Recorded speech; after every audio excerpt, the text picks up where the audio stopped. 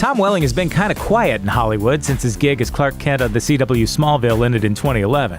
Although he was the original superhero on a network that's since become known for his comic book shows, Welling has yet to capitalize on the show's success to push into the next stage of his acting career. Here's why Hollywood won't cast Tom Welling anymore. Super picky.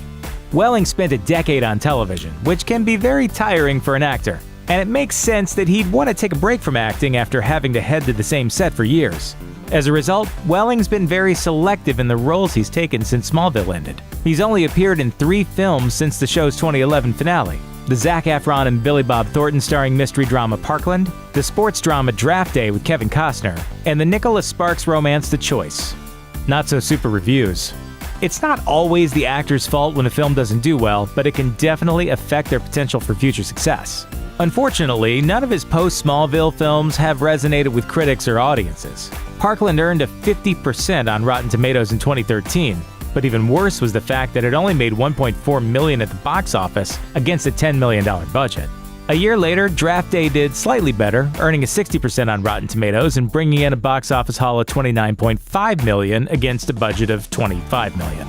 The Choice from 2016 performed the worst of all 3 with critics, earning only a 12% on Rotten Tomatoes. It wasn't a total box office failure, though, grossing just over $23 million worldwide against an approximately $10 million budget. Of course, none of the 3 films were impressive enough to prove Welling's star power outside of Smallville, which could make studios nervous to cast him in big-budget films. Inexperienced.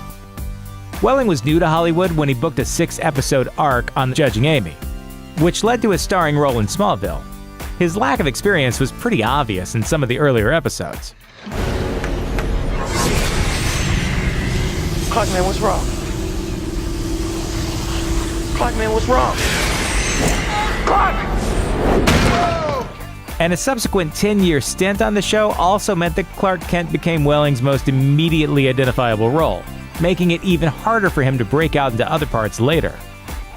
Locked in.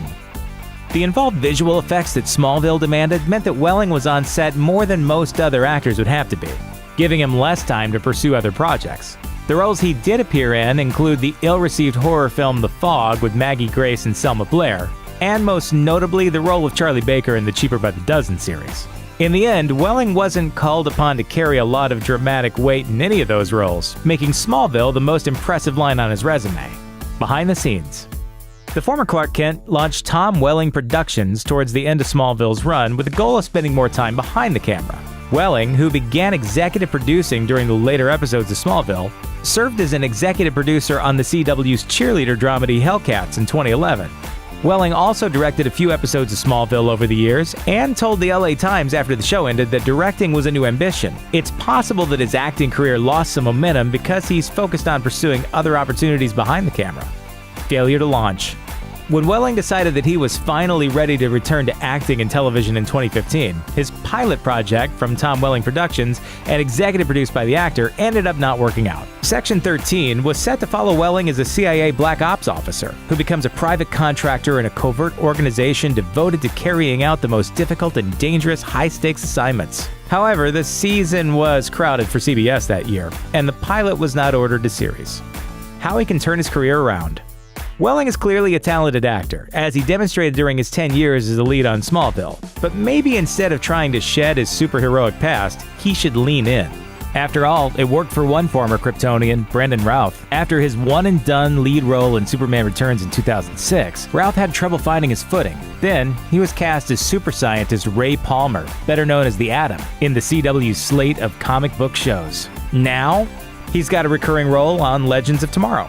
With more super-themed shows and movies being announced all the time, there's no reason why Welling couldn't follow suit and show off his action and comedy chops. That kind of role could help him lose his Clark Kent image while still keeping the heart and charm that attracted audiences in the first place. It probably won't happen faster than a speeding bullet, but we hope to see Welling regularly on screen again soon.